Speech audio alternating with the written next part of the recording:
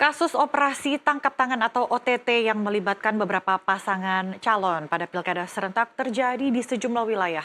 Komisioner Bawaslu RI Puadi menjelaskan penanganan kasus OTT calon kepala daerah sesuai Undang-Undang 10 tahun 2016 tentang pemilihan gubernur, bupati, dan wali kota, serta melalui mekanisme penelusuran dan penanganan.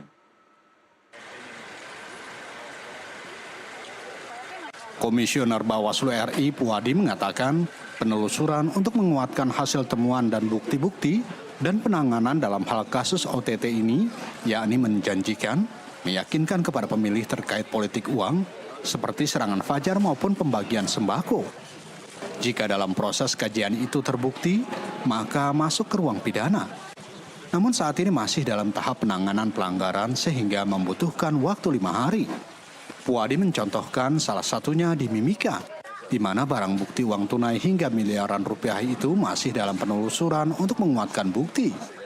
Ia menambahkan setelah Bawaslu menetapkan adanya pelanggaran, barulah akan menggandeng polisi maupun jaksa dalam penegakan hukum terpadu. Pada saat ini prosesnya melalui penelusuran ya untuk memastikan menguatkan hasil pengawasan kita terhadap bukti-bukti. Kemudian yang kedua dalam proses penanganan.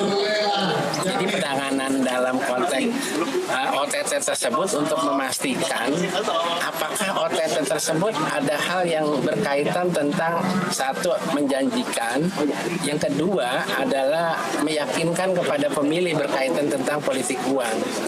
Nah, jika memang nanti dalam proses kajian kami, sebagaimana diatur di ketentuan pasal 187 kaitannya dengan politik uang di Junto 73, maka ini ada ruang pidana.